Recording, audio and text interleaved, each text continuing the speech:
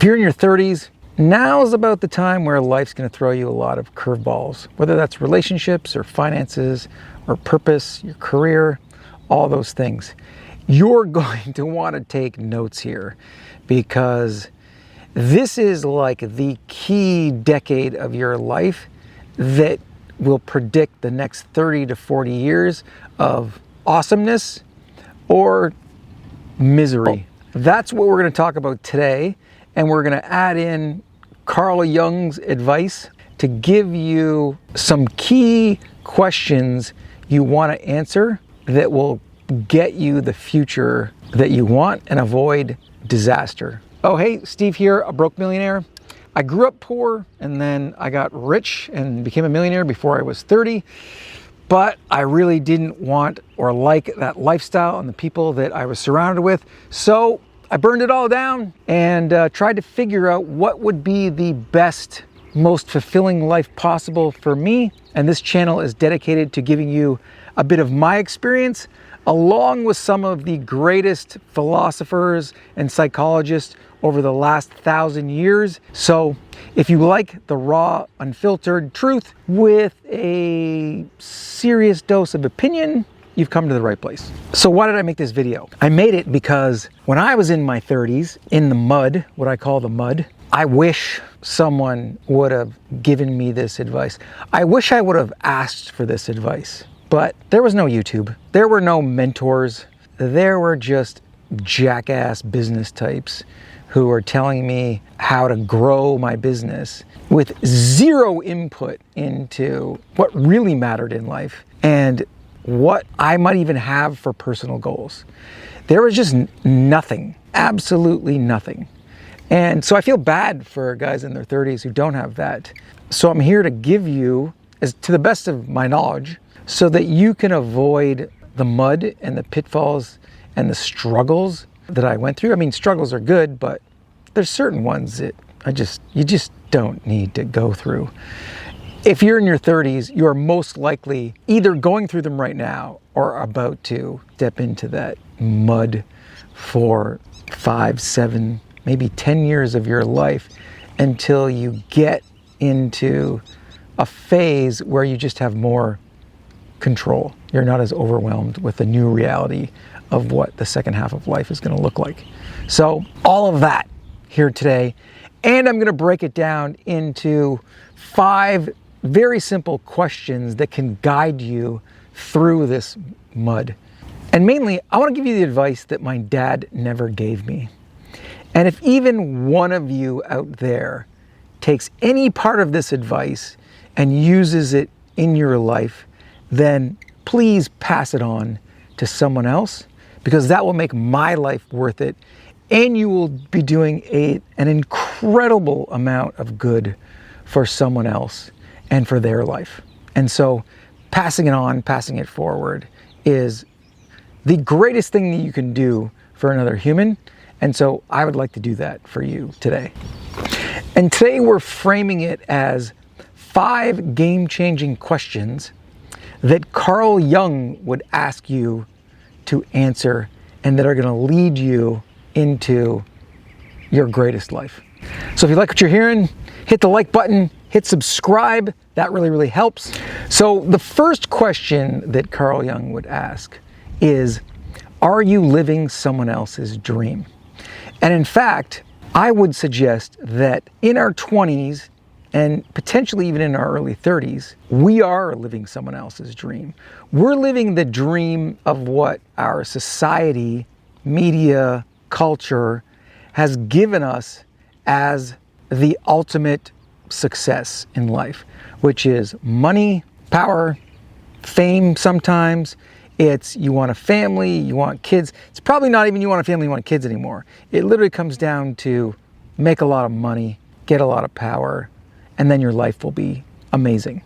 It's pretty much it. And so as you're working through your 20s and sort of like in what I'll call like brain dead warrior mode, where you're just going forward, and some of you might not even get this far. You might realize pretty quickly that most of the stuff is a fabrication, it's a lie. It's not what you really, really want out of life. And if you can get into figuring out what you want in life early on, then you may even avoid this. And you may be even asking that question earlier than in your 30s. But for a lot of us, and for me particularly, it was after I had made, millions of dollars. I became a successful entrepreneur. Everyone was like, you're a genius, blah, blah, blah. You got lots of money and houses and cars, and I was married and I had a kid and all this stuff.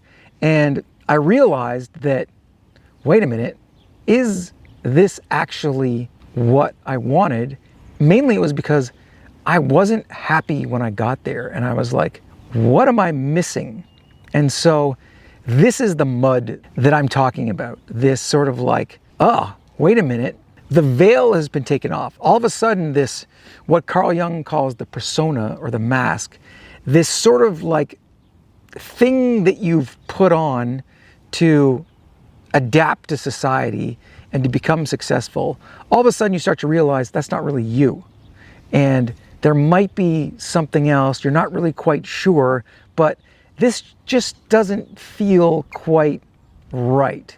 And you're losing a bit of energy because you've passed on from that youthful naivete. You've passed on from that sort of youthful, go forward, testosterone fueled ignorance. And now you're just kind of like, wait a minute, what's actually going on here? And what you might start to be realizing, depending on where you are in your success, is maybe the money and the power and the fame and the accolades and the admiration and the awards and the likes and the subscribers, maybe that isn't what's really going to make you happy. And then the mask starts to peel off a little bit. And I mean, even in my case, I graduated from school and then I started my business. I burned my business suits and I started this fashion company and was, hell-bent on traveling and enjoying myself and making enough money to survive and building this really, really cool business that would fuel my passions and would be this great exploratory thing, but would also make money as well. And what started to happen was that slowly started to move over into the grow, make money, make this bigger. And the more that, I was dealing with banks and accountants and lawyers and other business people and getting awards and getting admiration and getting newspaper covers, the more that those sort of people started to kind of pull me into this societal realm or this cultural realm where it is about success. It's about growing and being bigger and having a big business and that whole thing. And so I got sort of shifted into that. And it wasn't until my early 30s where I realized this just wasn't what I wanted at all. However, being clueless about what I really wanted in life, once I had built that business, I got depressed afterwards. I burned it all down. And then I just didn't know where else to go or who else to be. So I struggled for 10, 15 years to really figure out what the next part of my life is going to be. And I see a lot of people there now. So then that leads us to the next question, which Carl Jung would ask, which is, what would you do if fear wasn't a factor? And Jung believed that your 30s was the decade when you would start to move towards something called individuation, which really means that you're separating yourself from societal expectations and you're starting to understand or try to understand what really motivates you, who you really are deep down, what really satisfies you at your soul level that is going to make you feel deeply fulfilled. So now imagine you had no fear. You had no fear of being poor. You have no fear of people making fun of you, of people trashing you because you failed, that people would unfriend you. What would you do then? That's really can be your first attempt to strip away the societal fears that are placed on us that are not necessarily ours. So would you launch a business? Would you start, an artistic or a music career? Would you ask some person on a date? Would you break up with someone? Or would you chase some sort of obscure passion that you've always wanted but we're always afraid to embark on. Basically get out a pad of paper and start writing down, what would you do if you weren't afraid? And Jung would say that fearless vision is your true guide. The next question Carl Jung might ask is, are you playing it safe? And in a sense, the easy way to ask that is, are you too comfortable? Are you sticking to what's comfortable because you're trying to avoid what's uncomfortable or what's challenging, or where you might risk failure or not have a financial reward attached to it? So staying in like a dead-end job or a dead-end relationship or with dead-end friends is a betrayal of your soul. Jung's whole deal was about embracing the unknown to find true meaning in your life. So take a look at your life. Are you dodging risks to stay comfortable? If so, this is a danger sign for your future, because eventually what seems to happen, and I've been through this, is if we don't take challenges because we're afraid, or we stick to things that we don't necessarily like or are passionate about, we start to lose energy. We start to lose the energy for life, and these things drain us. Unless we are doing things that refuel us, that give us a lot of energy, that really ignite our passions, then we're burning on low fuel, and eventually over time, we just run out of that energy and we become we become demotivated, we become depressed, and really unable to deal with and to really take those energizing challenges that we need to in life. And I've seen this in people that I know, and it's really sad to see others who you love and you care about who don't have the energy to make change, and they're afraid to make change, and they just won't take those risks and challenge themselves, and they end up burning themselves out and being stuck and being miserable. And number 4, Jung would ask, what are you hiding or denying about yourself? And this is where the concept of the shadow comes in. And Jung talked about the shadow as parts of your personality or your character that you bury or you deny or you suppress because when you were younger at some point, you weren't allowed to be that, or it was shunned, or it was shamed, or it was told that it wasn't good enough. And so every single one of us, just like a real shadow, we have these buried and denied characteristics. Digging into that is really how you get in touch with your real self.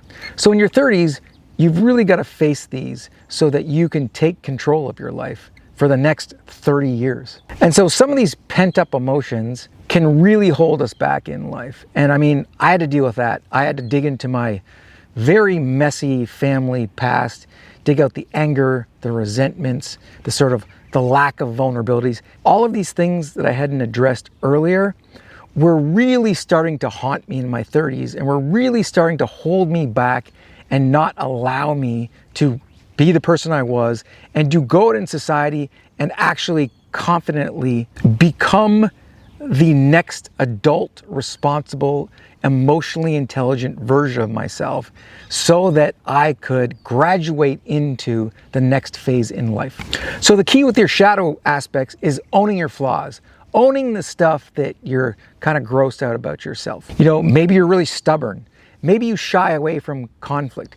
Maybe you get in rages and create conflict. Whatever it is that is really not helping you in life, you want to start digging into that to see what the roots are, to see what the cause is, and really embrace that part of yourself and make it whole. So again, you can start to journal about one of these traits that you've pushed down, or talk to a friend that you trust, or even join a group. I joined a men's group, and every week we get to sort of deal with it amongst a group of people that I can trust, that are like-minded, and that have my back and are a good support system to really dig those things out so that we can all move forward and get better lives. And finally, number 5, Jung's most crucial question is, who are you really?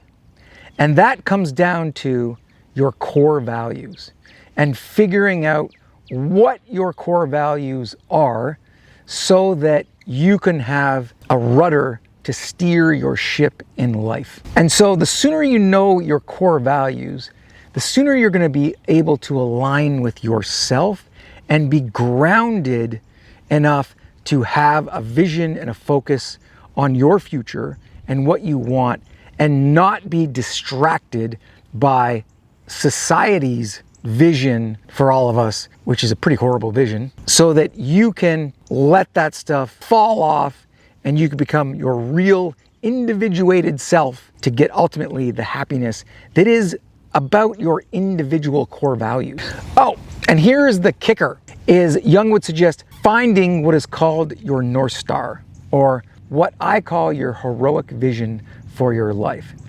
And that is a vision on where you see yourself 10 years down the road and what that looks like if you are the best in all categories of your life. You can write down your 5 core values and then look at your life, because if your life does not match your core values, then you're on the wrong path. And if you realign with those core values, then that's how you build something that everyone talks about, which is purpose. And your core values are a foundation for finding that purpose. And so Jung said the greatest tragedy is the unlived life. So these 5 questions, living someone else's dream, fear, safety, finding your shadow, and your core values, these are your compass to avoid a tragic life. So pick one of these questions, or all 5 even, journal about it, act on them, or even leave something in the comments. And of course, if you like this content, please like, subscribe, share this with your friends. If you want to donate, the thanks button is below. Even if it's just a little tiny bit enough to buy me some chai supplies, I appreciate it. It helps me keep making these videos. I hope you're learning something from these. I want you to have the greatest life you can. See you next time.